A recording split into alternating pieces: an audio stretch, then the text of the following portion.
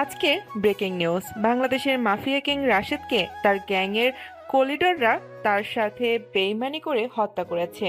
যে mafia king কখনো মানুষের খারাপ চায়নি, অথচ সে আজ মৃত। গরিবদের মাফ গরিবদের মাফিয়া ছিল সে। বাংলাদেশের মাফিয়া কিং এর বাইরের দেশগুলো যেমন Pakistan, Thailand, Singapore, Malaysia, Dubai, Russia ইত্যাদি দেশের মাফিয়ারা বাংলাদেশে আসতে ভয় পেত। গোপনীয় তথ্যে থেকে একটি খবর পাওয়া গেছে যে দ্য মাফিয়া কিংকে হত্যা করার পেছনে বাইরের দেশের কোনো এক মাফিয়ার হাত রয়েছে। এখন বাংলাদেশে আবার মাফিয়ার ক্রুরা মিলে সবার উপর অত্যাচার করবে, কিন্তু সবার মনে একটাই প্রশ্ন, যে মাফিয়া কিং তৈরি করলো তার ছেলে রাশেদকে। সবাই চেনে সে কতটা শক্তিশালী, আর সে আন্ডারওয়ার্ল্ডে রাজত্ব করে। তাকে কিভাবে মারলো? এই খবর পুরো দেশে ছড়াচ্ছে। রাশেদ মাফিয়া কিং ছিল, কিন্তু সে কখনো গরিব বা নিরাপদ গরিব বা নিরপরাধ মানুষদের উপর অত্যাচার করেনি। কিন্তু তার সহজ সরলতার সুযোগ নিয়ে তার পিছে ষড়যন্ত্র হয়, যা সে টের পায়নি। আর আজ তার লাশ পড়ে আছে। আজকে থেকে এই দেশ আমার, আমি রাজত্ব করব এই দেশে। কিন্তু রুদ্র যে আমাদের সাহায্য করেছে তার কি হবে? আর তার সাথে আরও বাইরের দেশের মাফিয়ারা তো আছেই। চিন্তা নেই, আমি সবার সাথে ডিল করে নেব। রুদ্রকে ঢাকা শহরে দিয়ে দিব। সবাই আজ থেকে আমার আন্ডারে কাজ করবে। এমন সময় নিশি দৌড়ে আসলো। বস বস, মহা বিপদ হয়ে গেছে, আমরা তো এবার শেষ। কি হয়েছে? এভাবে হাঁপাচ্ছিস কেন? বস, আমাদের অনেক বড় ভুল হয়ে গেছে। দ্য মাফিয়া কিং রাশেদ নয়, বাদশা, সেলিম খানের ছোট ছেলে, আর সেই আসল মাফিয়া কিং। নিশির কথা শুনে সবাই অবাক হয়েছে, সাথে সবাই ভয় পেতেও শুরু করেছে। আসলে সবাই এখন একটা মিটিং করছে। সেখানে সব শহরের বড় বড় ডন, মাফিয়া, গ্যাংস্টাররা রয়েছে। তুই কি বলছিস? তোর ধারণা আছে?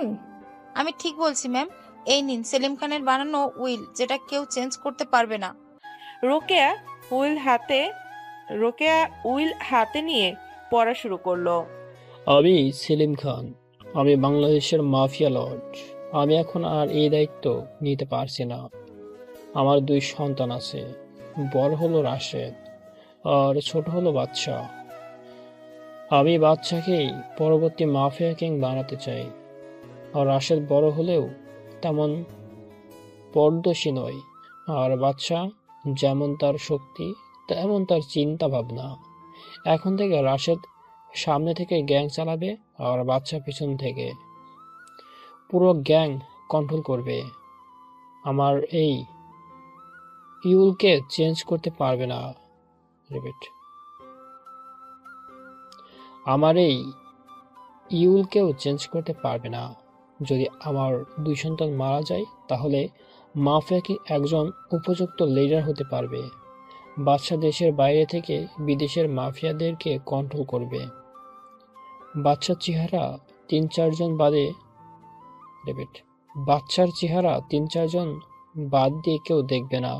বাংলাদেশের এখন একজনই মাফিয়া কিং, আর সে হলো বাদশা দা মাফিয়া কিং। তার মানে রাশেদ মাফিয়া কিং নয়, তার ছোট ভাই মাফিয়া কিং।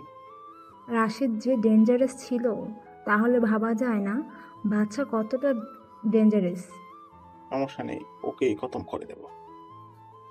বস, আমি এইমাত্র কানাডার ড্রোনের মাধ্যমে জানতে পেরেছি দ্য মাফিয়া কিং কানাডায়, কিন্তু তার ভাইয়ের মৃত্যুর কারণে সে বাংলাদেশে আসবে। আর সে এটাও বলেছে মাফিয়া কিং যেখানে যায় না কেন সেখানে ঝড় উঠে যায়। তার মধ্যে হিংস্র আর কোনো মানুষ নেই। ওহ, পাইছি। পুরো দেশে খবর ছড়িয়ে দেও সত্যিটা। তোমার মাথা ঠিক আছে তো? সাধারণ জনগণ শুনলে তারা আর ভয় পাবে না। জনগণের কথা বাদ দাও, তুমি নিশ্চয়ই ভুলোনি যে বাদশাহ একজন মোস্ট ওয়ান্টেড ক্রিমিনাল। শুধু বাংলাদেশের পুলিশ নয়, বরং বিশ্বের প্রায় 50টি দেশের পুলিশ ওকে খুঁজতেছে। বাদশাহ এই দেশে আসলেই হয়তো পুলিশ ওকে মারবে, না হলে আমি মারবো। কিন্তু কেউ তো ওকে আজ পর্যন্ত দেখেনি, তাহলে ওকে চিনবে কিভাবে? চিন্তা করো না, আমি যতটুকু জানি আসল মাফিয়া কিং এই দেশে আসার সাথে সাথেই কিছু একটা করবে। আর সে তো আসছে ঝড়োটাতে, দেখি কি ঝড়োটাই। আমার কাছে পুরো টিম আছে। স্যার, আমাদের ইনফরমেশনের মতো কালকের মধ্যেই স্যার আমাদের ইনফরমেশনের মতে কালকের মধ্যেই মাফিয়া কিং এখানে চলে আসবে। আর তাকে এই দেশে মাত্র 3 জন লোক চিনে, কিন্তু তারা কারা তা আমরা জানি না। এমনকি আমাদের দলেরও হতে পারে। সমস্যা নেই, সবাইকে আস্তে আস্তে শেষ করবো।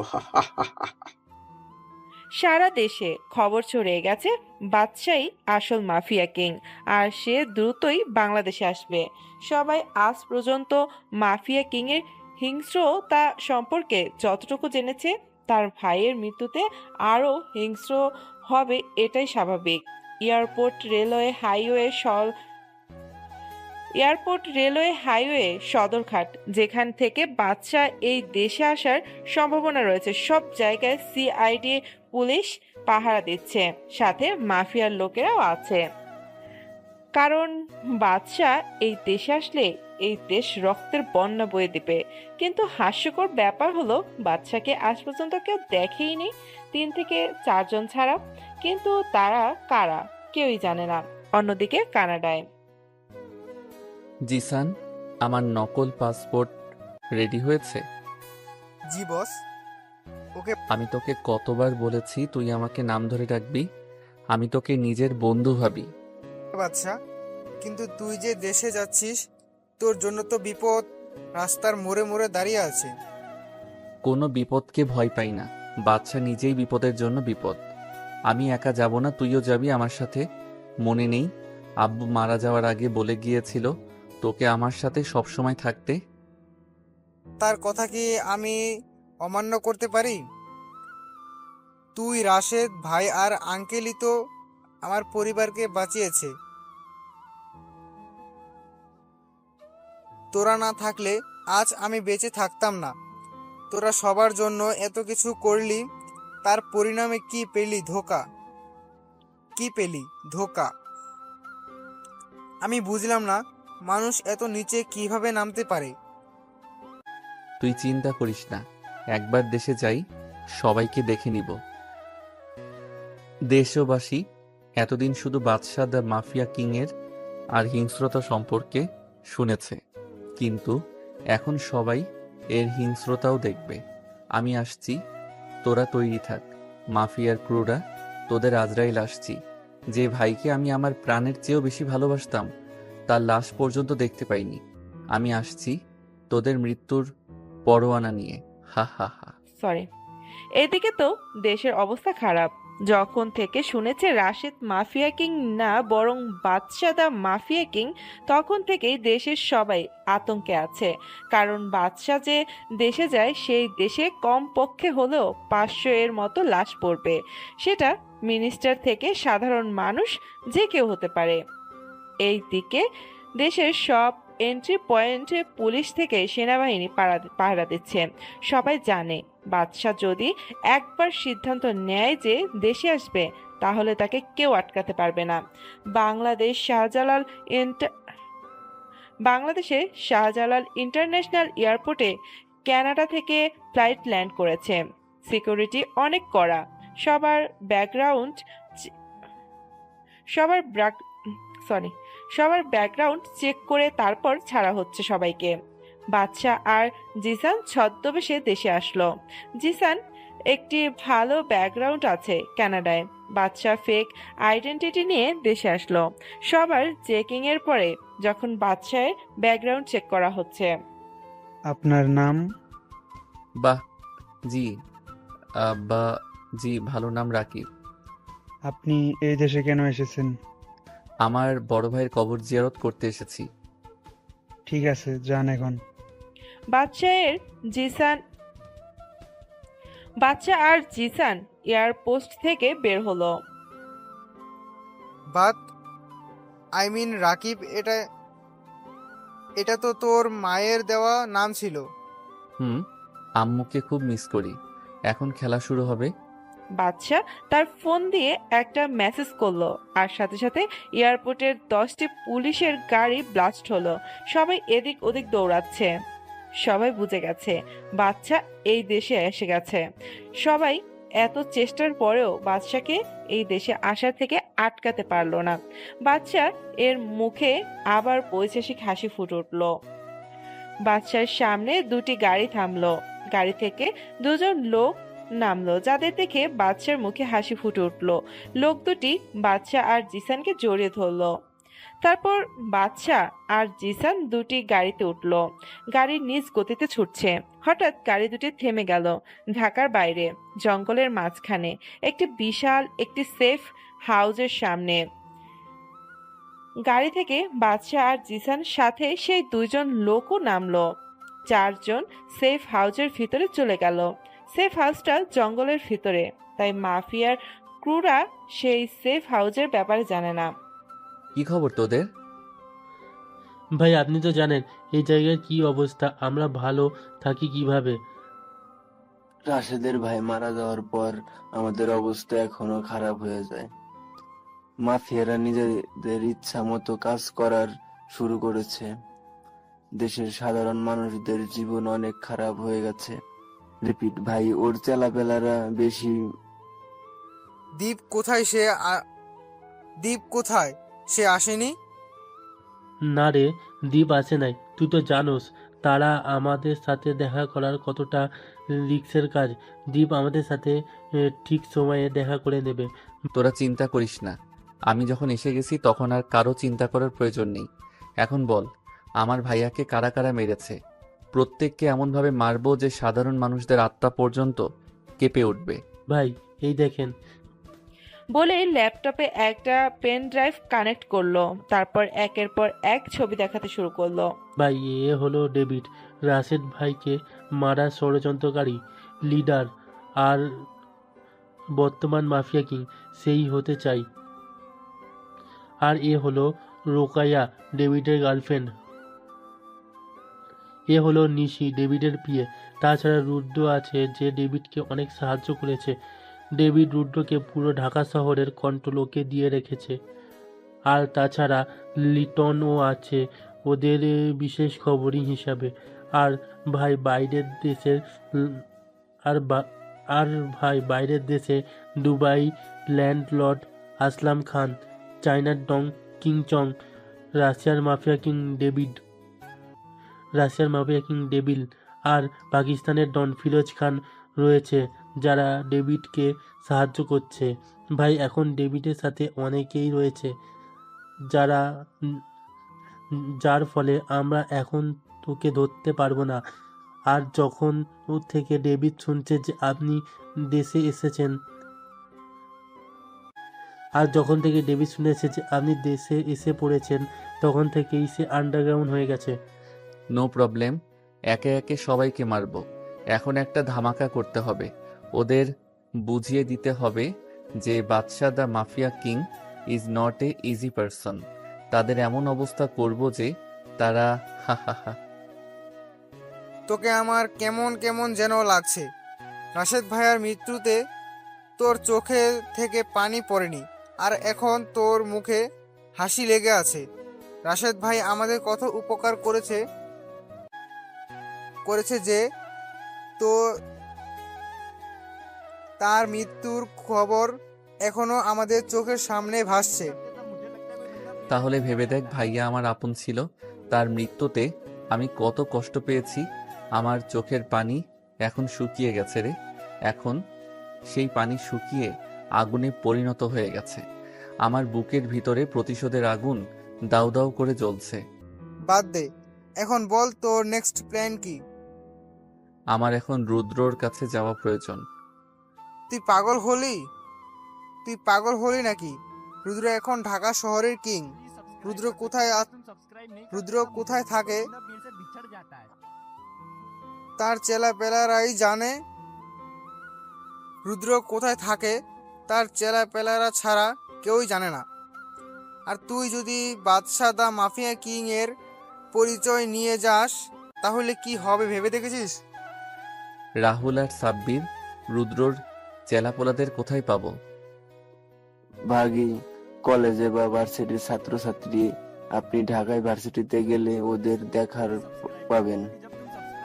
সেখানেই রোদ্রুপ চেলাপেলারা বেশি আছে। আর সেখানে কোনো ঝামেলা হলে রোদ্রুপই আগে গিয়ে পৌঁছায়। ও তাই নাকি? তাহলে তো খেলা এবার জমে উঠবে। বলেই নিজের রুমে চলে গেল। রাহুল, সাব্বির আর জিসান বাদশা এর কথা কিছু বুঝতে পারল না। বাদশা কখন কি করে সেটা আজ পর্যন্ত কেউই ভাবতে পারেনি। পরের দিন সকালবেলা আমি ঢাকা যাব, তোরা ব্যবস্থা কর। বাদশার কথা শুনে সবাই বাসার দিকে তাকিয়ে আছে। কিন্তু ভাই ঢাকায় কি আপনি কি করবেন? সেটা তোদের না ভাবলেও চলবে। আমরা কেন ভাববো না? আমরা কেন ভাববো না? তুই আমাদের একমাত্র আপনজন। তোর কিছু হয়ে গেলে আমরা কি নিয়ে বাঁচবো রে? তুই যা প্ল্যান করবি তাতে আমরা সবাই তাতে আমরা তোর সাথে থাকবো, ব্যাস।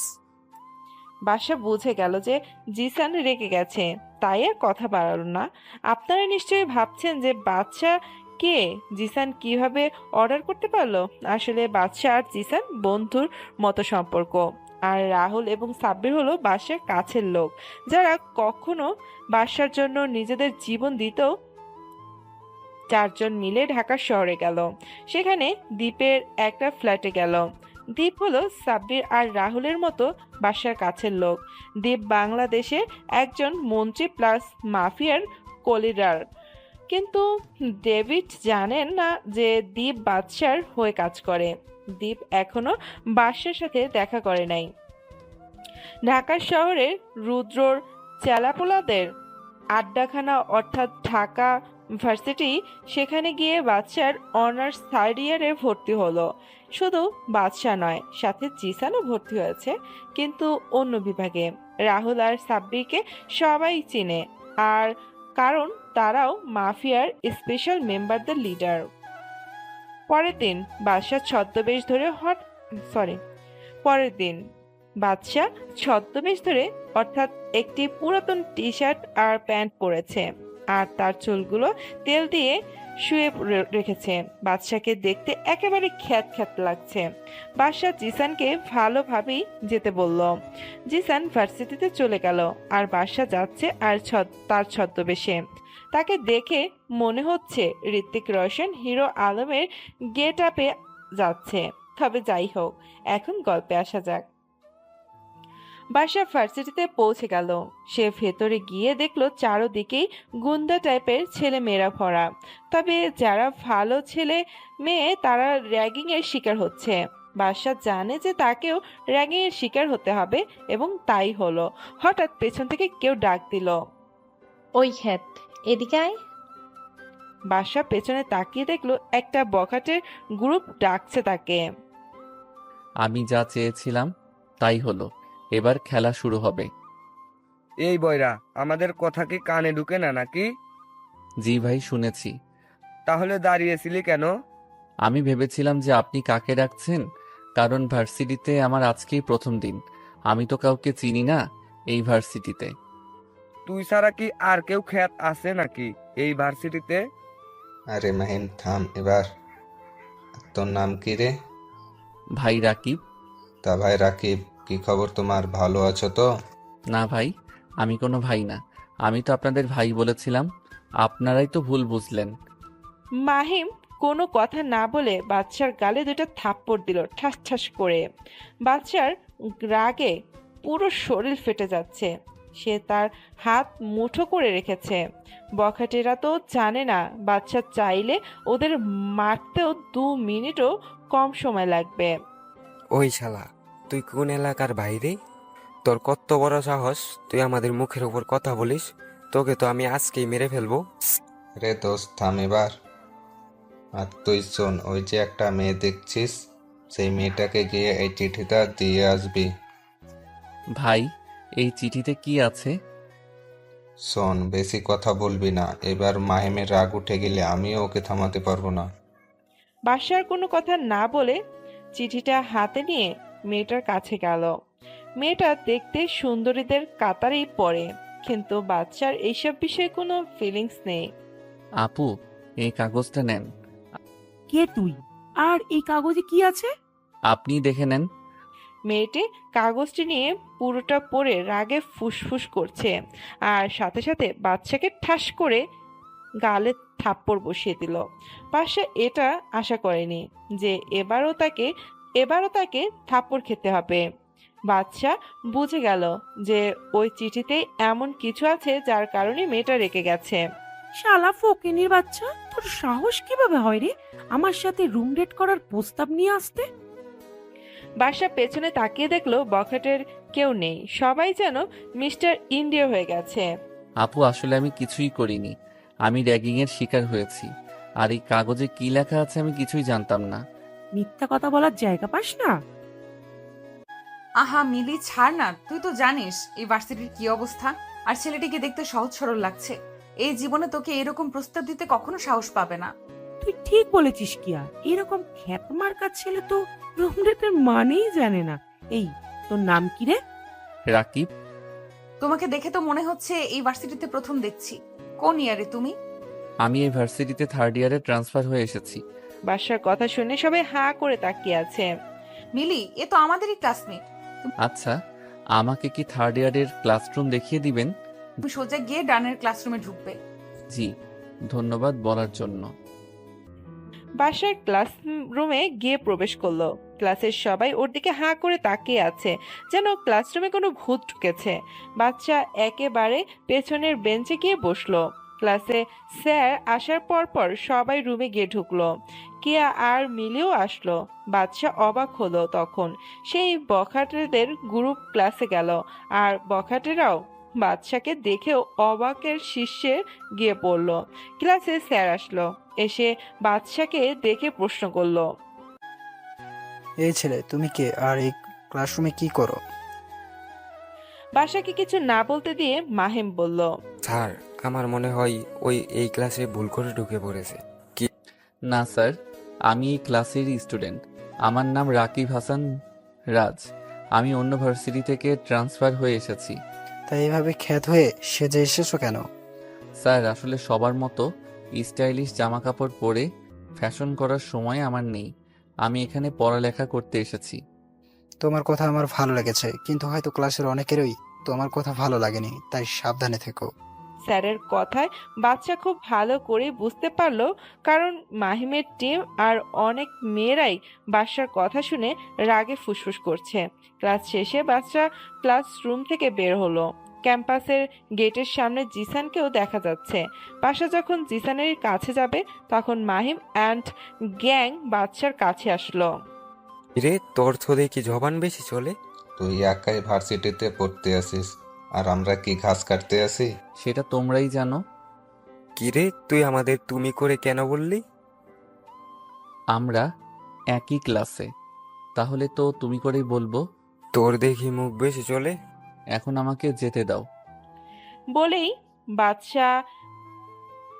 বাচ্চা হাঁটা শুরু করলো। মাহিম একটা হকি স্টিক দিয়ে বাচ্চার পিঠে একটা বাড়ি মারলো। হকি স্টিকটা ভেঙে গেল, আর বাচ্চা কিছুটা সামনের দিকে ঝুঁকে পড়ল।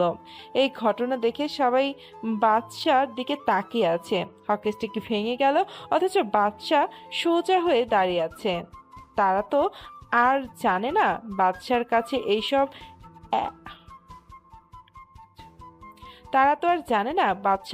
এইসব হ্যাটা কিছু না। বাচ্চা মুচকি হেসে চলে গেল। ক্যাম্পাসের গেট থেকে দূরে গিয়ে একটা গাড়িতে উঠে পড়ল, যে গাড়িতে জিসান আগে থেকেই ছিল। আরে তুই ওদের কিছু বললি না কেন? এখন তো খেলা মাত্র শুরু হলো, তুই শুধু দেখ আগে আগে হোতা হ্যাঁ ক্যা। শোন, আজকে একটা খবর পেলাম যে ওই মাহিমই হলো রুদ্রের রাইট হ্যান্ড। তুই তো কাজের কথা বললি, এবার খেলা জমে যাবে। হা হা হা। গাড়ি গিয়ে তাদের ফ্ল্যাটের সামনে গিয়ে থামলো। ভাই, এমন একটা খবর পেয়েছি যেটা আমাদের জন্য অনেক লাভজনক। কি সেই খবর? খবরটা শোনার জন্য তো সবাই নেক্সট পর্বের জন্য অপেক্ষা করতে হবে। ভাই, খারাপটা হলো আপনি যে ভার্সিটিতে অ্যাডমিশন নিয়েছেন সেই কলেজের মাফিয়া নামের একজন মাফিয়ার আছে, যে রোদ্রুপের বিশেষ লোক, আর তাকে কোনো মতে রাগিয়ে তুললে পারে রোদ্রুপ তার গর্ভ থেকে বের হবে। তার মানে বোয়াল মাছ ধরতে হলে আগে তার জন্য ট্র্যাপ বানাতে হবে। রুদ্র নামের বোয়াল মাছকে ধরতে পারলেই ডেভিড নামের হাঙরকে ধরতে পারবো। ভাই শুধু ডেভিডকে ধরলেই হবে না, দেশের বাইরে থেকে যারা ডেভিডকে সাহায্য করেছে তাদেরকেও ধরতে হবে।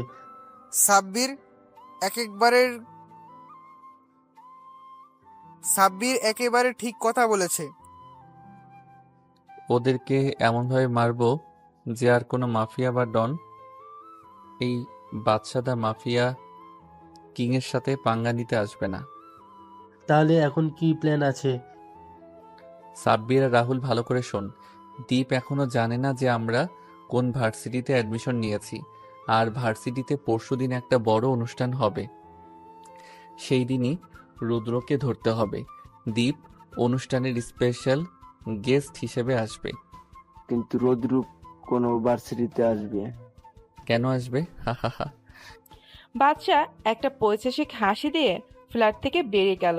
সাব্বির, রাহুল আর জিসান একই অবস্থায় বসে আছে। তারা জানে বাচ্চার এই হাসির কারণ অবশ্য কোনো ভয়ঙ্কর কিছুর লক্ষণ। কারো তো কপালে আজকে মৃত্যু লেখা আছে, কিন্তু সেটা কে? রাত 8টার দিকে বাচ্চা আবার ফ্ল্যাটে আসলো। বাচ্চা ভেতরে ঢুকে দেখে তার জন্য সবাই বসে আছে। কিরে, তোরা এখনো বসে আছিস? তুই জানোস আমরা কেন এখানে বসে আছি? তুই যে হুট করে বেরিয়ে গেলি কাউকে কিছু না বলে, আমাদের কি টেনশন হয় না? কুল ডাউন গাইস, কালকে সকালেই বুঝতে পারবি আমার মাস্টার প্ল্যান। বাদশাদা মাফিয়া কিংয়ের মাস্টার প্ল্যান বোঝার মতো ক্ষমতা তোদের এখনো হয়নি। কেউ আর কোনো কথা বলল না। সবাই জানে বাচ্চা এখন কিছুই বলবে না। সকালবেলা জিসান, সাব্বির কোথায় তোরা? তাড়াতাড়ি এসে দেখ কি হয়েছে। কি সকালবেলা গরুর মতো চিল্লাচিল্লি করস কে? টিভিতে দেখ কি হচ্ছে। আজকের ব্রেকিং নিউজ, ঢাকার আন্ডারওয়ার্ল্ড কিং রুদের ডান হাত মাহিম খুন হয়েছে। তার ডান হাত কেটে বাম হাত রাখা হয়েছে, চোখ দুইটা উপড়ে ফেলা হয়েছে। তার এমন নির্মম হত্যাকে কে করতে পারে? এখন সেটাই হয়তো আপনাদের প্রশ্ন। মাহিমের খুনি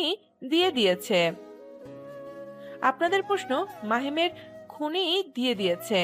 মাহিমের গায়ে চাকু দিয়ে লেখা হয়েছে, "Nobody can find me, Rudra. I challenge you. If you have guys, then come in the varsity and find me. I am always ready." কে এভাবে লিখতে পারে? এখন সেটাই হলো প্রশ্ন। সবাই এই নিউজ দেখে বাদশার দিকে তাকালো। জিসানরা নিউজ দেখতে দেখতে বাদশাও ঘুম থেকে উঠে গেছে। রাহুল, কি হয়েছে? বাচ্চা, তুই কি খুন করেছিস? ভাই ছাড়া এরকম হিংস্রভাবে কে খুন করবে? ভাই আমাদের একবার বলতে পারবেন? ভাই আমাদের একবার বলতে পারতেন, আমরাও খেয়াল করতাম। ভাই একবার বলতে পারতেন, আমরাও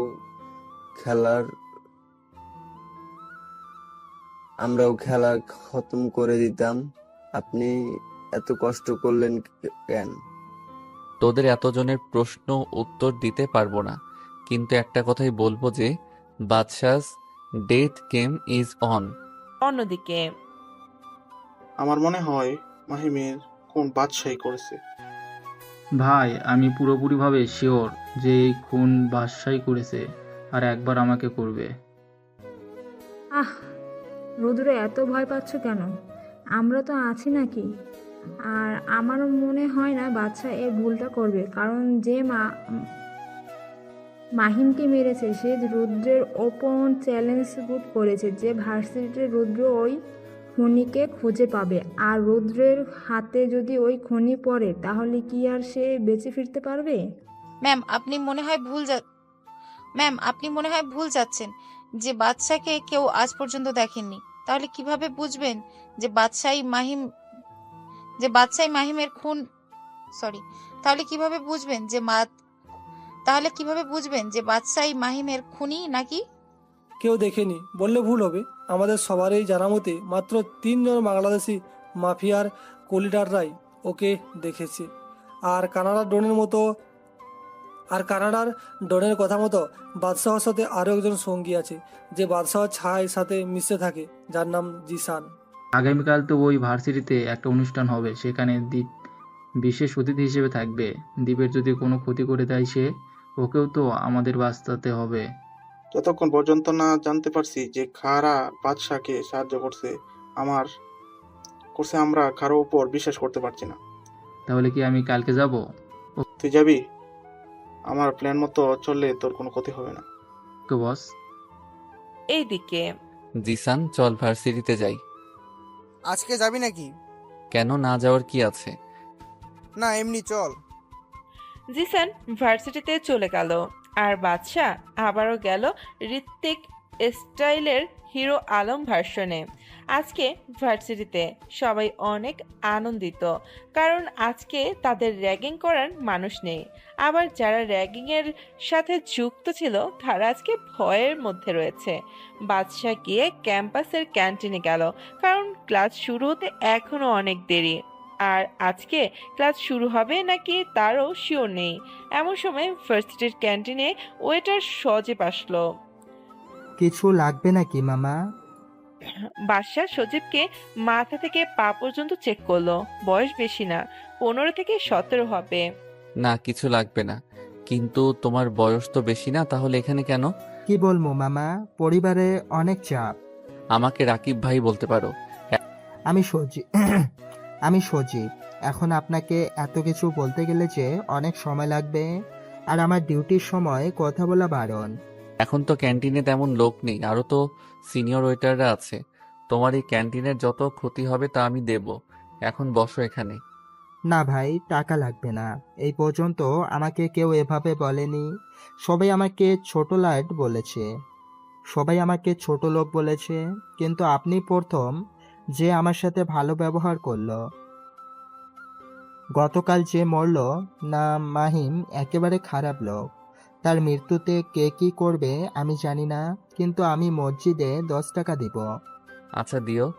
এখন বলো তো, তোমার পরিবারে কে কে আছে? আমার আব্বু অনেক বছর আগেই মারা গেছে। আমার বড় ভাইয়ের বয়স। অসুস্থ মা, এক বেকার বড় ভাই, আর আমি। তোমার বাবা কোথায়? তোমার বড় ভাইয়ের বয়স কতটুকু, আর সে কোনো কাজ করে না কেন? আমার বড় ভাইয়ের বয়স 23 বছর, আর সে পড়ালেখার অনেকটুকু করেছে, কিন্তু কোনো চাকরি পায়নি তেমন। আমার মতো চাকরি করতে বললেই বলে সে এত পড়াশোনা করেও এত ছোট চাকরি করবে না। ও ঠিক আছে, তাহলে তোমার বড় ভাইকে এই অ্যাড্রেসে পাঠিয়ে দিবে, আর তার সকল সার্টিফিকেট নিয়ে যেতে বলবে। সেখানে গেলেই তার চাকরি হয়ে যাবে। এই অ্যাড্রেসে পাঠাবে। আপনাকে কি বলে ধন্যবাদ দিব ভাইয়া? আপনি এত বড় উপকার করলেন আমাদের। ওরা কথা বলছিল, এমন সময় মিলি আর কে আসলো ওদের কাছে। কিরে সজীব, এই খ্যাতের সাথে কি কথা বলছিস? না আপু, এমনি কথা বলছিলাম। তা কি কথা বলছিলে? রাকিব ভাইয়া আমার পরিবারের কথা জিজ্ঞাসা করছিল। ও জানো মিলি আপু আর কেয়া আপু, রাকিব ভাই আমার বড় ভাইয়ের চাকরির ব্যবস্থা করে দিয়েছে। বাদশা সজীবকে চোখের ইশারায় চলে যেতে বলল। কিরে খ্যাত, তোর তো নিজেরই ঠিক নেই, তুই আবার সজীব ভাইয়ের চাকরির ব্যবস্থা কিভাবে করলি রে?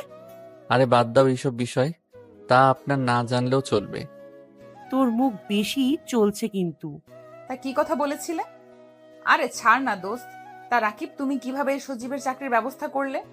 না মানে, আমার এক আত্মীয় আছে যার একটা ছোট দোকানে লোক লাগবে, তাই সজীবের ভাইকে সেই ব্যাপারেই বলা হয়েছে। আর তেমন কিছু না, আমি এখন গেলাম। এই বলে যখন উঠতে যাবে, কেয়া বাদশার হাত ধরে আবারও চেয়ারে বসিয়ে দিল। আরে কোথায় যাও আমাদের কথা না শুনে? আপনাদের মতো বড় লোকের সাথে আমার মতো গরিবের কি কথা? তুই কি জানিস যে মাহিম খুন হয়েছে? কে মাহিম? গতকাল যার সাথে তোর মারামারি হলো, আর যাকে গতকাল তুই হিংস্রভাবে খুন করেছিস। বাদশা এই কথা শুনে চেয়ার থেকে দাঁড়িয়ে গেল, কারণ গতকালকে বাদশাই যে মাহিমকে মেরেছে তা তো এদের জানার কথা না। কি আবল তাবল বলতেছেন? আমি আবার খুন? হাসালেন। মিলি গতকাল তোমাকে দেখেছে যে তুমি মাহিমকে যখন খুন করে রাস্তায় ফেলে এসেছিলে। অসম্ভব, গতকাল তো আমি হুডি পরেছিলাম। তাহলে এই মেয়ে আমার চেহারা কিভাবে দেখলো? আপনি কি সত্যি আমার চেহারা দেখছেন? ভালো করে ভেবে দেখেন।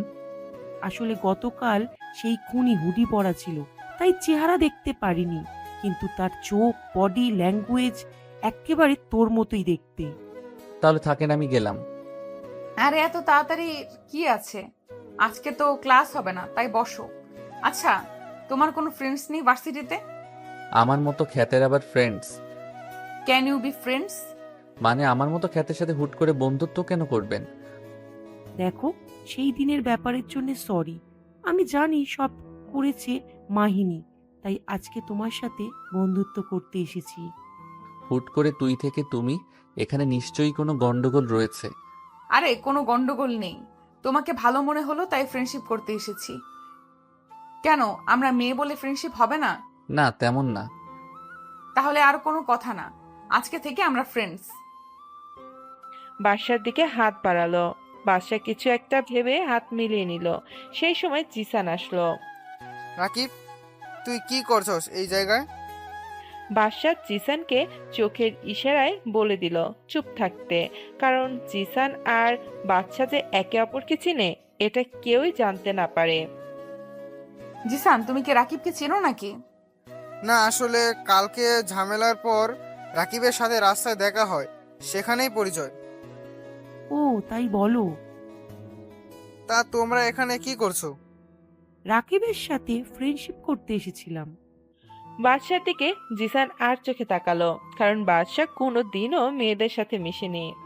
তাহলে তোমরা থাকো, আজকে আমি আসি, কালকের অনুষ্ঠানে আবার দেখা হবে।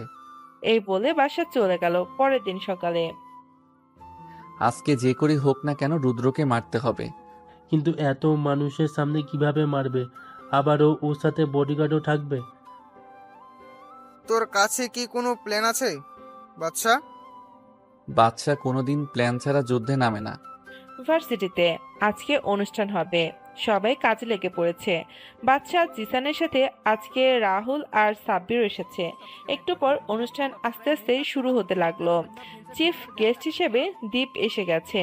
বাদশাকে আর জিসানকে এখনো দেখতে পায়নি। আস্তে আস্তে অনুষ্ঠান প্রায় শেষের দিকে এসে গেল। এমন সময় ভার্সিটিতে প্রায় 30টারও মতো বাইক আর একটা বড় গাড়ি আসলো। সবাই বুঝে গেল যে রুদ্র এসে গেছে। রুদ্রকে সবাই ভয় পায়। রুদ্র গাড়ি থেকে নামলো। কিরে বাদশা, তুই কোথায়?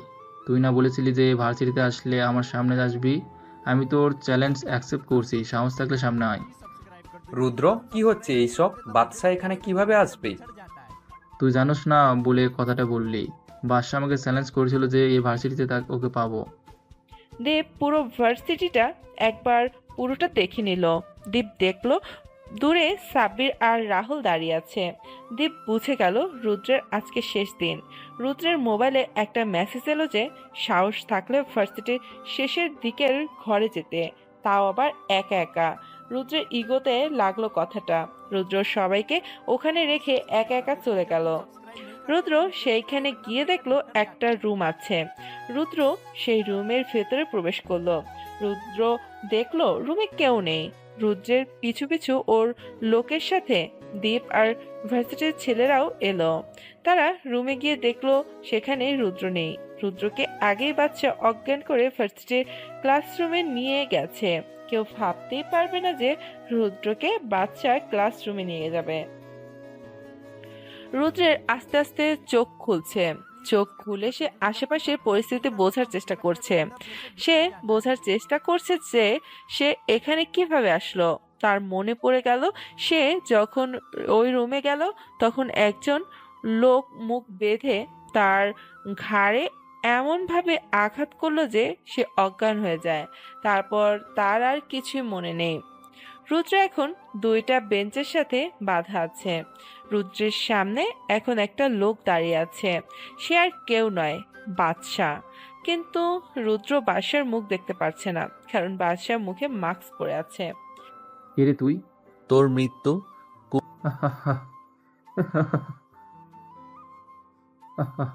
আমার মৃত্যু, তাও আবার তুই? আমি নিজেই মৃত্যুর ফ্যাক্টরি, আর তুই আমাকে মারার ভয় দেখাচ্ছিস? আমাকে খুলে দে, তাহলে তোকে প্রাণে বাঁচার সুযোগ করে দেব। খোল আমাকে। কুল কুল, এত গরম হওয়ার কিছু নেই। তোর চিৎকার কেউ শুনতে আসবে না, কারণ তোর সামনে এখন বাদশাহ দ্য মাফিয়া কিং দাঁড়িয়ে আছে। এই কথা শোনার পর রুদ্রের এই কথা শোনার পর রুদ্রের মুখ থেকে হাসিটা নিমিষেই মলিন হয়ে গেল। ভাই আমাকে মাফ করে দিন, আমি কিছু জানি না। সব ওই ডেভিড আর বাইরের দেশের মাফিয়া করেছে। ভাই আমি সত্যি কিছু জানি না। এত ভয় পাওয়ার কিছুই নেই। আমি শুধু 2টা প্রশ্ন করব, যদি তুই সত্যি কথা বলিস তাহলে তোর মুক্তি। কি প্রশ্ন ভাই? আমার ভাইকে কিভাবে মেরেছিস? I want answer. ভাই আমি জানি না। বাদশা বুঝে গেল যে কিভাবে রুদ্রের মুখ থেকে কথা বের করবে। কিছু একটা শয়তানি বুদ্ধি তার মাথায় আসলো, আর তার মুখে একটা হাসি ফুটে উঠল। বাদশা একটা পকেট নাইফ বের করে রুদ্রের হাত বরাবর গেঁথে দিল। রুদ্র অসম্ভব ব্যথায় চিৎকার করতে লাগলো, কিন্তু কোনো লাভ নেই, কারণ এই ভার্সিটির পাশে আরো কয়েকটা ভার্সিটি আছে যারা আজকে জমিয়ে মজা করতেছে আর সাউন্ড স্পিকারে গান বাজছে যার আওয়াজ আমাদের ভার্সিটিতেও শোনা যাচ্ছে, এবং এই শব্দই যথেষ্ট বাদশার জন্য। আসলে এই ভার্সিটিতেও অনুষ্ঠান হচ্ছিল, কিন্তু রুদ্র আসার পর সব বন্ধ হয়ে গেল। এখনো সময় আছে, বলে দে, না হলে তুই বাদশার হিংস্রতা এখনো দেখিস নাই। ভাই আমি সত্যি জানি না। বাদশা এবার রুদ্রের মুখে লাল মরিচের গুঁড়া ঢুকিয়ে দিল, পুরো 1 প্যাকেট। তারপর রুদ্রের চোখের সামনে একটা পিন নিয়ে আসলো। ধারালো পিন, আর রুদ্রের চোখের মাঝখানে 1 মিলিমিটারের ব্যবধান আছে শুধু। এখনো কি বলবি নাকি সারা জীবনের জন্য অন্ধ করে দিব? না ভাই আমি সব বলবো তোমাকে। না ভাই আমি সব বলবো, আমাকে ক্ষমা করে দিন। ঠিক আছে বল। ভাই সেদিন রাশেদ ভাইয়ের কাছে খবর এসেছিল যে দুবাই লন্ডনে আসলাম খান বাংলাদেশে লুকিয়ে লুকিয়ে এসেছে আর রাশেদ ভাইয়ের ওপর অ্যাটাক করবে। তখন রাশেদ ভাই তার পুরো গ্যাং নিয়ে আসলাম খানের উপর হামলা করে। আসলাম খান হেরে যাচ্ছিল, ঠিক সেই সময় ডেভিড রাশেদ ভাইয়ের পিছন থেকে চাকু মারে। রাশেদ ভাই বিশ্বাস করতে পারছিলাম না যে ডেভিড রাশেদ ভাইয়ের সাথে ধোঁকা করতে পারবে। রাশেদ ভাই আমাকে চোখের ইশারায় ডেভিডকে মারতে বলে, কিন্তু ডেভিড আমাকে ঢাকা শহর দেওয়ার লোভ দেখিয়েছিল, তাই আমি রাশেদ ভাইকে সাহায্য করিনি। সেই সময় চীনের ডন কিং চং আসল, সাথে রাশিয়ার মাফিয়া কিং ডেভিড আর পাকিস্তানের ডন ফিরোজ খান আসল। ডেভিড তাদেরকে লুকিয়ে বাংলাদেশে আসতে সাহায্য করে। আমার সামনে সবাই রাশেদ ভাইকে খুবই হিংস্রভাবে হত্যা করে। ভাই তারপর ডেভিড বাকি দণ্ডের সাহায্যে এই দেশকে জাহান্নামে পরিণত করে তোলে। ভাই আমি আর কিছু জানি না, আমাকে মাফ করে দিন। ফরেন মাফিয়ারা কি এখনো দেশে আছে? না ভাই তারা নিজ নিজ দেশ থেকেই ডেভিডকে পাওয়া না ভাই তারা নিজ নিজ দেশ থেকে ডেভিডকে পাওয়ার দিচ্ছে। তাহলে তাদের এই দেশে কিভাবে আনবো? ভাই সেটা ডেভিড জানে। তাহলে আমাকে ডেভিডের ঠিকানাটা দে। ভাই সে তো আন্ডারগ্রাউন্ড। ঠিকানা দিবি নাকি এখানেই তোকে মেরে ফেলবো? বলছি ভাই ডেভিড এখন এই গেস্ট হাউসে রয়েছে। ভাই এখন আমাকে ছেড়ে দিন, আমি এখান থেকে আপনার দলে। আচ্ছা তুই আমাকে বলতো, সেই দিন তুই ইচ্ছা করলে কি ভাইয়াকে বাঁচাতে পারতি? হয়তো পারতাম। তাহলে তুই ভাবলি কিভাবে যে আমি তোকে বাঁচতে দিব? বলে বাদশা রুদ্রের গলার ব্লেড দিয়ে একটা কাট দিল। রুদ্রের গলা থেকে গড়গড় করে রক্ত বের হওয়া শুরু করলো। তখনই বাদশা একটা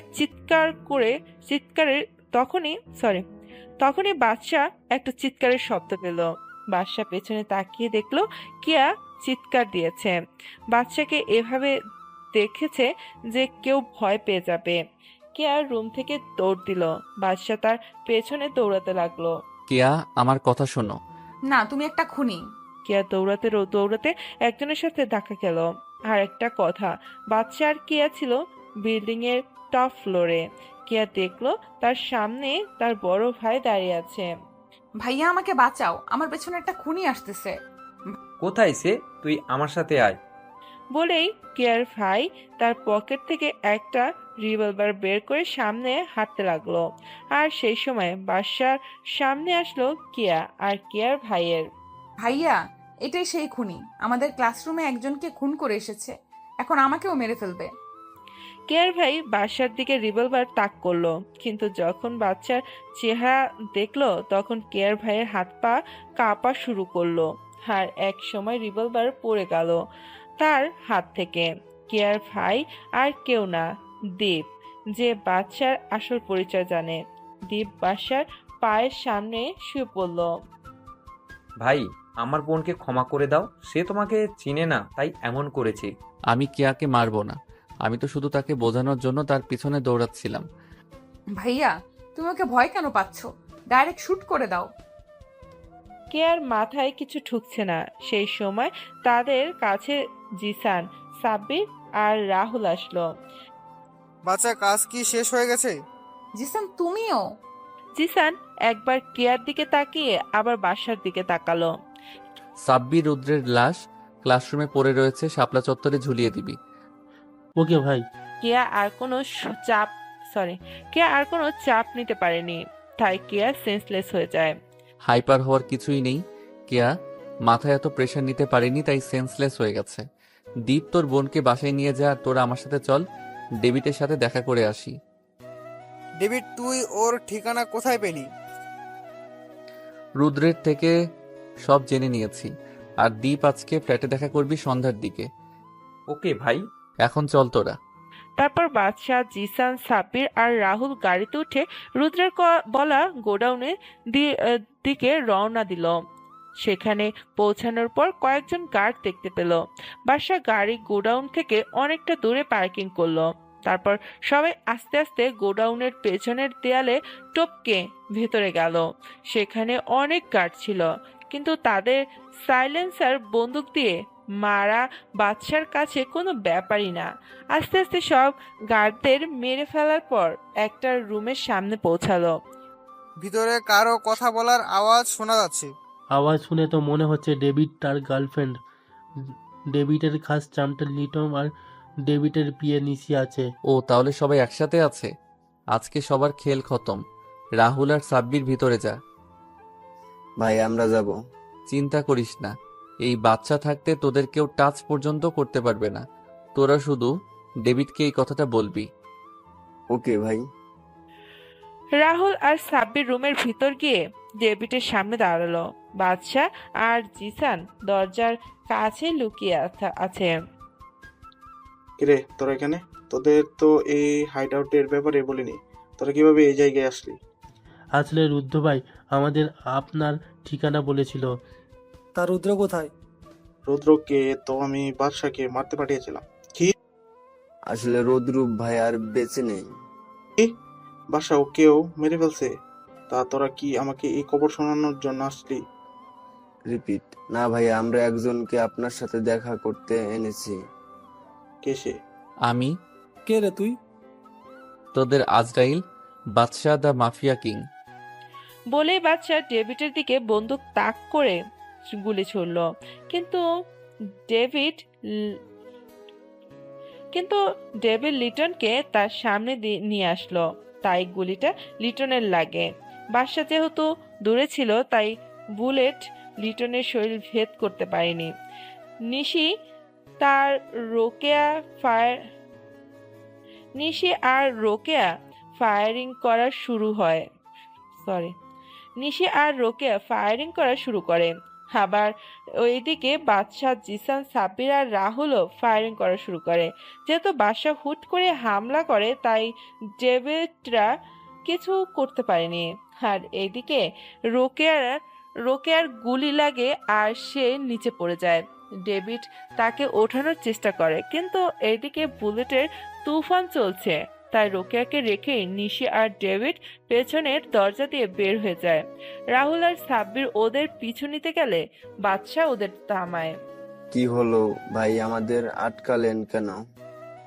ডেভিডের পিছু করতে হবে না। কেন ভাই, ডেভিড তো পালিয়ে গেল। মানে? বাদশা জোরে জোরে হাসা শুরু করলো। সেটা কোনো সাধারণ হাসি ছিল না, বরং সেটা একটা পৈশাচিক হাসি ছিল। এই হাসির মানে বাদশার প্ল্যান কাজ করেছে। এখন শুধু খেলা হবে মৃত্যুর খেলা। তোর কথা তো আমি কিছুই বুঝতে পারছি না। ডেভিড তো বেরিয়ে গেল। আমি চেয়েছি বলে যেতে পেরেছে। মানেটা কি? তোর মাথায় কি চলছে আমি কিছুই বুঝতে পারছি না। বাদশার খেলা বাদশা আর আল্লাহ তাআলা বাদে কেউ বুঝতে পারে না। ভাই, তুই আমাদের বুঝিয়ে একটু বল। পরে বলবো, এখন রোকেয়াকে আমাদের সাথে নিয়ে আয়। সন্ধ্যায় এই দ্বীপের সাথে অনেক কথা আছে, আজকেই সব প্ল্যান তোদের সাথে শেয়ার করব। সবই তো বুঝলাম, কিন্তু এই ডাইনিকে আমাদের সাথে নিয়ে যাব কেন? মাঝে মাঝে ডাইনিরাও অনেক কাজের। এখনই সব মানে বুঝলে কি হবে? সন্ধ্যায় সবকিছু বলবো। আর এই রোকেয়াকে আমাদের সাথে নিয়ে আয়, এর চিকিৎসা করতে হবে। তারপর সবাই তাদের ফ্ল্যাটে পৌঁছে গেল। সন্ধ্যার দিকে দীপ ফ্ল্যাটের কাছে আসলো। আমাকে একবারও বললে না ভাই যে তোমরা সেই ভার্সিটিতে ভর্তি হয়েছো, তাহলে আমি সাহায্য করতে পারতাম। তোকে বললে তুইও ওদের মতো আমাকে আটকাতি যে এটা করা রিস্ক, ওটা করা রিস্ক। ও, তাহলে এই ব্যাপার। তা রোকেয়ার কি অবস্থা করেছো? ওকে ডাক্তার দেখে গিয়েছে, গুলি বের করা হয়েছে, এখন ঘুমের ঔষধ দেওয়া হয়েছে, প্লাস বিছানার সাথে হাত পা বাঁধা আছে। কিন্তু আমরা কেন ওকে বাঁচিয়ে রেখেছি তাই তো বুঝতে পারছি না, আর কেনই বা ডেভিডকে এভাবে পালিয়ে যেতে দিয়েছি। সব বলবো আজকে। আগে দীপ বল, কেয়া কি এখন ঠিক আছে? এখন ঠিক আছে, আমি ওকে সব বলে দিয়েছি আপনার ব্যাপারে, আমার ব্যাপারে। Are you out of your mind? তুই কি জানোস তুই কি করলি? এর ফলে আমরা কত বড় বিপদে পড়বো তুই ভাবতেও পারবি না। এখন যদি কেয়া কাউকে কিছু বলে দেয়? আমি কাউকে কিচ্ছু বলবো না। তুই এখানে? তোমার পিছু নিয়ে এখানে এসেছি। কিন্তু কেন? তুই জানিস না বাদশা ভাই এইসব পছন্দ করে না। এ তোমাদের কাছে বাদশা হতে পারে, কিন্তু আমার কাছে আমার বন্ধু রাকিব। কেয়া, তুমি এখানে কেন এসেছো? চলে যাও এখান থেকে। আমি তো যাওয়ার জন্য এখানে আসিনি, আমি এসেছি তোমাকে সাহায্য করতে। মানেটা কি কেয়া? মানেটা হলো আমি বাদশাকে সাহায্য করতে চাই। তুই কিভাবে সাহায্য করবি? আমি জানি না, কিন্তু আমি সাহায্য করতে চাই। বাচ্চা, তুই কি চাস কেয়া এখানে থাকবে কি না? কেয়া আমাদের সাহায্য করতে পারবে? ভাই, কিন্তু কিভাবে? সেটা আস্তে আস্তে জানতে পারবি। ঠিক আছে, কিন্তু এখন বল, তুই ডেভিডকে কেন যেতে দিলি? এটা তো আগে বল। বাদশা আর রুদ্রের মধ্যে যা যা কথা হয়েছিল তা সব খুলে বলল। এইসবের সাথে ফরেইনার মাফিয়ারা আছে, এটা তো আমরা অনেক আগে থেকে জানি, কিন্তু এইসবের সাথে ডেভিডকে যেতে দেওয়ার বিষয়টা আমি বুঝতে পারছি না। আমি ইচ্ছা করলে সেখানে ডেভিডকে মারতে পারতাম, কিন্তু আমি তা করিনি। আমি সবাইকে একসাথে শাস্তি দিব। আমার ভাইয়ের মৃত্যুর প্রতিশোধ একসাথে নিব। আমি যদি ডেভিডকে মেরে ফেলতাম তাহলে ফরেইনার ডনদের আমি ধরতে পারতাম না, আর ডেভিডের মৃত্যুর পরে সবাই সতর্ক হয়ে যেত। এখন যেহেতু ডেভিড কোনো মতে বেঁচে গেছে, সে অবশ্যই আমাদের উপর অ্যাটাক করবে, আর তার জন্য তার ফরেইনার ডনদের সাহায্য অবশ্যই লাগবে। এখন শুধু তাদের এই দেশে আসার অপেক্ষা। সবই তো বুঝলাম, কিন্তু রোকেয়ার কি করবি? সে কিছু বলবে তার আগেই রোকেয়া আওয়াজ শুনতে পেল সবাই। মনে হয় রোকেয়া জ্ঞান ফিরছে। তাহলে এবার কি করব আমরা? এবার রোকেয়ার থেকে ডেভিড আর ফরেইনার ডনদের ব্যাপারে জানতে হবে। কিন্তু সে কি বলবে? এমনিতে বলবে না, 3rd ডিগ্রি দিতে হবে। না জিসান, আমার একটা নীতি আছে। আমি কোনো মেয়ের উপর হাত তুলি না, মারতে হলে এক গুলিতেই মেরে ফেলি। কেয়া, তুমি যদি আমাকে সাহায্য করতে চাও তাহলে তুমি রোকেয়ার থেকে সব ইনফরমেশন কালেক্ট করবে, আর এজন্য তোমার যা করা উচিত তাই করবে। ভাই, কেয়া কি পারবে? ওয়াই নট ব্রো, আমি অবশ্যই পারবো। এবার শুধু তোমরা দেখো এই কেয়ার খেলা। তারপর কেয়া রোকেয়ার রুমে গেল। বাদশা আর সবাই রুমের বাইরে সোফায় বসে আছে। হঠাৎ রোকেয়ার রুম থেকে রোকেয়ার চিৎকার শোনা গেল। ওর খেলা শুরু করে দিয়েছে। কিন্তু আমি একটা জিনিস বুঝলাম না, যে কেয়া তোকে খুন করতে দেখে যেভাবে ভয় পেয়েছিল, আর ওর চোখে তোর জন্য ঘৃণা দেখেছিলাম, আজ সেই কেয়া তোকে সাহায্য করছে। আমারও এক প্রশ্ন। আসলে ভাই, কেয়া যদি জানতো যে তুমি বাদশাদা মাফিয়া কিং, তাহলে সে কখনোই তোমাকে দেখে ভয় পেত না। কেন, কেয়া কি আমাকে চিনে নাকি? জি ভাই। মানে? ভাই, কেয়া আসলে তোমাকে ভালোবাসে। মানেটা কি? আমি সত্যি বলছি ভাই। কেয়া তো আমার নামও কখনো শুনেনি, তাহলে সে কিভাবে আমাকে ভালোবাসবে? ভাই সে আপনার নাম অনেক আগে শুনেছিল। বাদশার নাম তো দেশের কেউই জানতো না, তাহলে কেয়া কোথা থেকে শুনবে? দেশের কেউ জানতো না, কিন্তু আমি তো জানতাম বাদশা দা মাফিয়া কিংয়ের কথা। আসলে আমি কি কাজ করি কেয়া হঠাৎ জেনে ফেলে, তাই আমি তাকে বলেছিলাম যে সব মাফিয়ারা খারাপ হয় না, কিছু কিছু মাফিয়া আছে যারা ভালো কাজ করে, দেশের মানুষদের সাহায্য করে, দেশকে রক্ষা করে, ঠিক বাদশা ভাইয়ের মতো। তখন থেকেই বাদশা ভাই যখনই দেশের জন্য বা সাধারণ মানুষের জন্য কি করতো, তখন আমি কেয়াকে তা বলতাম। তখন থেকেই কেয়া বাদশা ভাইকে ভালোবাসা শুরু করেছে। কেয়া আমাকে বাদশা ভাইয়ের ছবি দেখাতে বলেছিল কিন্তু আমি তাকে বাদশা ভাইয়ের ছবি দেখাই না, কারণ বাদশা ভাইয়ের হুকুম ছিল। ভাই আমি সত্যি বলছি, কেয়া তোমাকে অনেক ভালোবাসবে। তা হয় না দীপ। কেন হয় না? বাচ্চা পেছনে তাকিয়ে দেখে কিয়া বাসার পেছনে দাঁড়িয়ে আছে। সে বাচ্চার সামনে এসে আবার একই প্রশ্ন করলো। কারণ আমি চাই না আমার লাইফের সাথে কেউ যুক্ত হোক। আমাদের জীবনের কোনো গ্যারান্টি নেই। আমি আমার বাবা আর বড় ভাইকে হারিয়েছি। আমি আর চাই না কেউ আমাকে ছেড়ে চলে যাক। কিন্তু আমি তোমার জীবনের সাথে জড়াতে চাই। আমি তোমার জীবনের সাথে নিজের জীবন মিশিয়ে এক জীবন গড়তে চাই। ভাই আমি সত্যি বলছি, কেয়া তোমাকে অনেক ভালোবাসে। কেয়া এই সব কথা পরে হবে, এখন বলো, রোকেয়ার থেকে কিছু জানতে পেরেছিস? হ্যাঁ ভাইয়া, আমি জানতে পেরেছি যে ডেভিড এখন তার সুন্দরবনের ফরেস্ট গেস্ট হাউসে লুকিয়েছে।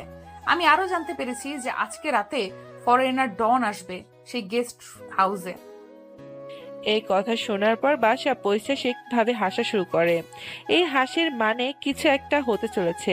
এখানে সবাই জানে এই হাসির মানে মৃত্যুর খেলা হবে আজকে। রোকেয়াকে শেষ করে দে আর সবাই রেডি হয়ে নে। আজকে রাতে খেলা হবে মৃত্যুর খেলা। সবাই সবার রুমে চলে গেল। দীপ জিসানের সাথে গেল কিন্তু প্ল্যানিং করতে। কেয়া তুমি কি জানো, যখন আমি প্রথম ভার্সিটিতে যাই তখন সবাই আমাকে খ্যাত বলে অত্যাচার শুরু করে, কিন্তু একমাত্র তুমি আমাকে সাহায্য করেছিলে। আমি তোমার ভিতরে একটা পিওর মন দেখতে পেয়েছিলাম। ধীরে ধীরে তোমাকে আমার ভালো লাগা শুরু করে। আমি জানি না সেটা ভালোবাসা কিনা, কিন্তু আজকের পর যদি আমি বেঁচে যাই তাহলে তোমাকে নিয়ে আমি ভাববো। আমার কথা কি একটু ভাবা যায় না? দেখা আমাদের হবে, এটা শিওর। দেখা যাবে। সবাই সবার সাথে রুমে চলে গেল। দীপ জিসানের সাথে গেল কিছু প্ল্যানিং করতে। বিকাল 4টার দিকে সবাই রেডি হয়ে গেল ফরেস্ট গেস্ট হাউসে যাওয়ার জন্য। সবাই কি রেডি হয়েছে? আমরাও রেডি। সব প্ল্যানিং ও করা হয়েছে। আমিও রেডি। না তুই কোথাও যাবি না। কিন্তু কেন? কারণ সেখানে বিপদ আছে। আমি কোনো বিপদকে ভয় পাই না। ইউ শুড আন্ডারস্ট্যান্ড, ডেথ সেখানে অনেক রিস্ক আছে। আমরা সেখানে গিয়ে জীবিত নাও ফিরে আসতে পারি। Don't care. ওকে আমার সাথে আসো। তারপর বাদশা কেয়াকে একটা রুমে নিয়ে যায়। তারপর কথা বলার অজুহাতে কেয়াকে রুমের ভিতর আটকে রাখে। বাদশা দরজা খোলো। সরি ফর দিস, কিন্তু আমরা যেখানে যাচ্ছি সেখান থেকে ফিরে নাও আসতে পারি। তাহলে আমাকে এখান থেকে বের করবে কে? এটা অটোমেটিক দরজা, 1 ঘন্টা পর ঠিকই দরজা আনলক হয়ে যাবে। তারপর বাদশা কেয়াকে কোনো কথা বলার সুযোগ না দিয়ে সবাইকে নিয়ে ফরেস্ট গেস্ট হাউসের দিকে রওনা দেয়। প্রায় 4 ঘন্টা পরে সবাই সেখানে পৌঁছে গেল। বাদশার গাড়ি গেস্ট হাউসের সামনে পৌঁছালো। ধানে এই গেস্ট হাউসের চারদিকে সিসিটিভি ক্যামেরা আছে। তাহলে আমরা ভিতরে যাব কিভাবে? চিন্তা করিস না, আমি সব ব্যবস্থা করে রাখছি। মানে হলো রাহুল সিসিটিভি মনিটরে সামনে যে সব গার্ড থেকে তাদের সবাইকে কিনা, মানে হলো ডেভিড সিসিটিভি মনিটরের সামনে যেসব গার্ড থাকে তাদের সবাইকে কিনে নিয়েছে বাদশাহ ভাইয়ের হুকুমতে। তারা এখন মনিটরের রেকর্ডিং ভিডিও দেখছে। এখন তাহলে যাওয়া যাক। সবাই গেস্ট হাউসের সামনে গেল। চারদিকে যেসব গার্ড ছিল তাদের সাইলেন্সার গানের মাধ্যমে মেরে ফেলে। সবাই পেছনের দরজা দিয়ে ভেতরে ঢোকে। সবাই মিটিং রুমের দরজার আড়ালে দাঁড়ালো। এখানে সব হারামিরা একসাথেই আছি। চিন্তা করিস না, আজকে এখানে কেউই বাঁচ- বাঁচাতে পারবে না। ফরেনরা ডনদের বডিগার্ডদের খুব বুদ্ধিমানের সাথে সবাই মেরে ফেললো সাইলেন্সার বন্দুকের সাহায্যে। ডেভিডরা কিছু বোঝার আগেই বাদশাহ আর ওর টিম সবাই চারদিক দিয়ে ঘিরে ফেলে। তোরা এখানে? You and years death Badshah the mafia king. ও ওহে ইউ আর ফুলস, ওহে you are fools, you cleaned everybody already, now you all are finish. সবাই যখন কথা বলছিল তখন হঠাৎ ডেভিড গুলি করা শুরু করলো। বাদশা আর ওর টিম সবাই টেবিল, সোফা, আলমারির পেছনে লুকিয়ে ফায়ারিং করা শুরু করলো। ছোট্ট একটা রুম, তাই কেউ পালাতে পারেনি।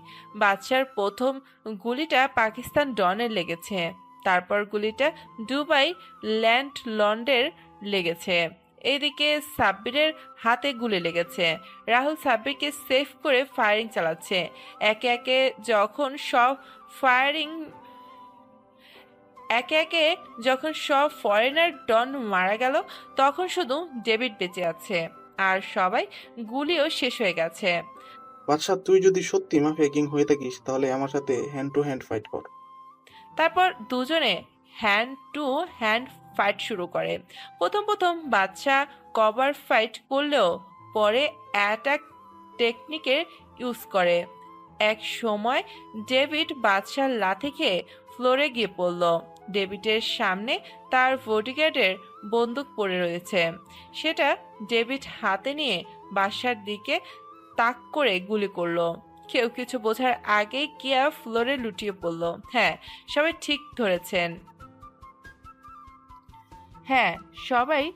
ঠিক ধরেছেন, কেয়ার বুকে গুলিটা লেগেছে। আসলে কেয়া বাদশার সামনে গিয়ে দাঁড়ায় আর তার গুলিটা লেগে যায়। তোরা কেয়াকে সামলা। কথাটা বলে বাদশা তার ফ্লাইং এ ফিক দিয়ে ডেভিডের হাত থেকে বন্দুকটা ফেলে দেয়। তারপর বাদশা কুমফু স্টাইলে ডেভিডের গলায় আঘাত করে, ফলে তার গলার হাড় ভেঙে যায় আর অনবরত নাক আর মুখ দিয়ে রক্ত পড়া শুরু করে। ডেভিড ফ্লোরে হাঁটু গেড়ে বসে পড়ল। ভাই, আমাকে মাফ করে দাও, আমি আর খারাপ কাজ করব না। আমার ভাইকে কি তোরা কেউ রেহাই দিয়েছিলি? বলেই বাদশা ডেভিডের মাথা বরাবর একটা ঘুষি মারল, আর ডেভিডের মাথা টেবিলের কোণে লেগে কেটে যায়, আর অতিরিক্ত রক্তক্ষরণের জন্য সেখানেই তার মৃত্যু হয়। তারপর সবাই কেয়াকে গাড়ি করে হাসপাতালে নিয়ে যায়। দীপ্ত তার বোনের জন্য কান্না করে শেষ, আর বাদশারও চোখ থেকে দুফোঁটা পানি গড়িয়ে পড়ল। বাদশা তাড়াতাড়ি তার চোখের পানি মুছে ফেলল। হাসপাতালে কেয়া আর সাব্বিরকে ভর্তি করানো হলো। সাব্বিরের হাতে গুলি লেগেছে, তাই চিন্তার কিছু নাই, কিন্তু কেয়ার বুকে গুলিটা লাগার ফলে অনেক সিরিয়াস কিছু হতে পারে। এই কথাটা ডাক্তার তাদের বলল। দীর্ঘ 4 ঘন্টা অপারেশনের পর কেয়ার অপারেশন সাকসেসফুল হয়। কেয়ার জ্ঞান ফেরার পর থেকে সে শুধু বাদশাকেই খুঁজে যাচ্ছে, তাই বাদশা কেয়ার কেবিনে গেল আর সবাই কেবিন থেকে বের হয়ে গেল। বাদশা কেয়ার সামনে হাঁটু গেড়ে বসলো। কেন আমার জীবন বাঁচালে?